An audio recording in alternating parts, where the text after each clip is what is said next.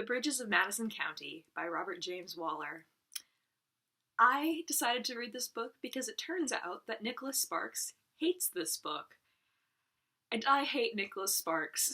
So, apparently this book is quite similar to one of his novels, and he gets asked all the time if he was inspired by the works, and he says that his novel is about true love, and this is just a story of adultery, which is a rather oversimplification, but it's quite beautiful, actually. It's about how it doesn't make any moral presumptions. It doesn't tell you what's right or what's wrong. It just tells you what is, and it's beautiful.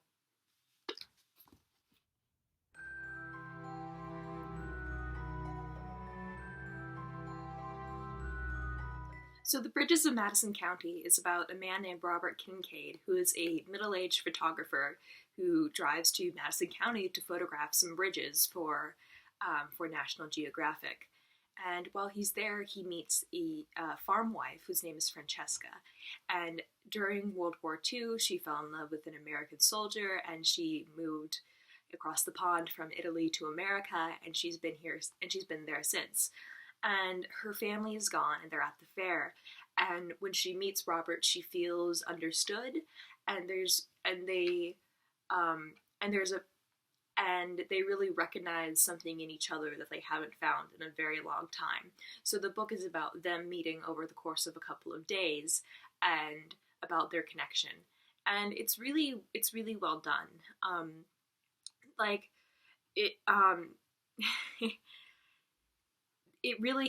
The book really talks about, the book is really beautiful, and it really eloquently covers how people fit, like how certain people are just compatible and certain people aren't. Like, in comparison to a Nicholas Sparks novel where like guy A meets girl B and they have a meet cute and then something happens, you understand why Robert and Francesca are pulled together. You understand what they see in each other, and you understand how what the best is brought, and you understand how they bring out the best of each other, and you understand, and for each of them, finding the other person is like a temporary island of solace, because they felt alone in their own respective circles, and in finding each other, they found their true selves. So it's really beautiful, and it's and again, it only takes place over a couple of days, and it's quite short, and the writing is just absolutely exquisite. During the time they spent together, this is on page 100 of my edition, he once referred to himself as one of the last cowboys. They had been sitting on the grass by the pump out back. She didn't understand and asked him about it. "There's a certain breed of man that's obsolete," he said, "or very nearly so. The world is getting organized, way too organized for me and some others. Everything in its place, a place for everything. Well, my camera equipment is pretty organized, I admit, but I'm talking about something more than that. Rules and regulations and laws and social conventions. Hierarchies of authority, spans of control, long-range plans and budgets. Corporate power. In Bud, we trust. A world of wrinkled suits and stick-on name tags. Not all men are the same. Some will do okay in the world that's coming. Some, maybe just a few of us, will not. You can see it in computers and robots and what they pretend. In older worlds, there were things we can do, were designed to do, that nobody or no machine could do. We could run fast, are strong and quick, aggressive and tough. We were given courage. We can throw spears long distances and fight in hand-to-hand combat. Eventually, computers and robots will run things. Humans will manage those machines, but that doesn't require courage or strength or any characteristics like these. In fact, men are outliving their usefulness. All you need are sperm banks to keep the species going, and those are coming along now.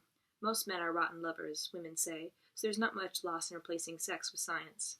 We're giving it free range, getting organized, feathering our emotions. Efficiency and effectiveness and all those other pieces of intellectual artifice. And with the loss of free range, the cowboy disappears, along with the mountain lion and the gray wolf. There's not much room left for travelers. I'm one of the last cowboys. My job gives me a free range of a sort. As much as you can find nowadays. I'm not sad about it. Maybe a little wistful, I guess. But it's got to happen. It's the only way we'll keep from destroying ourselves. My contention is that male hormones are the ultimate cause of trouble on this planet.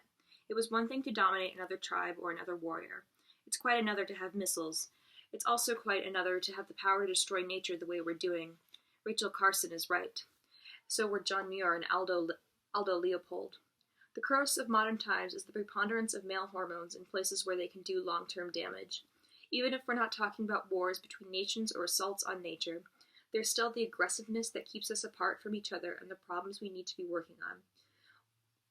We have to somehow sublimate those male hormones, or at least get them under control. It's probably time to put away the things of childhood and grow up. Hell, I recognize it. I admit it. I'm just trying to make some good pictures and get out of life before I'm totally obsolete or do some serious damage. So obviously there's a lot that he said in there that you can digest, and that's what every single page is like. It's every single page about two people who connect and two people who find each other and two people who understand each other against all odds, and even though they're complete and total strangers, and who understand the way that the world is changing around them and understand their sociology and understand the forces that are at play, and that desire to be understood is so strong that it makes them never want to do anything else but be with each other. And so for Robert and Francesca, is their experience of being together for just a few days and of just knowing each other for a few days was so transformative that it was enough to alter the rest of their lives. And this was based off of a true story, and so to merely like boil it down and say it's a story of adultery is, yeah, grossly oversimplistic. And the book, again, it doesn't cast any moral judgment. It doesn't say what's right or what's wrong. It just says what is. And so it's a really beautiful story. I don't know, I enjoyed it. I'm not normally much of a romantic, but I really enjoyed this story because I don't like sort of, like, what's the word?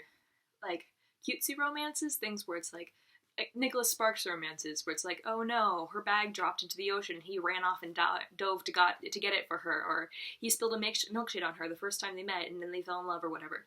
But for people who their compatibility makes sense from an analytical standpoint, and they improve each other, and they understand each other, I think that makes it really beautiful. So I gave this 4 out of 5 stars. This is based off of a true story. Near in the epilogue, it starts to get a little melodramatic, but overall, I am very glad that I read it, and I'm glad that I pissed off Nicholas Sparks even more so for doing it. So, all right, thank you for watching. Doei!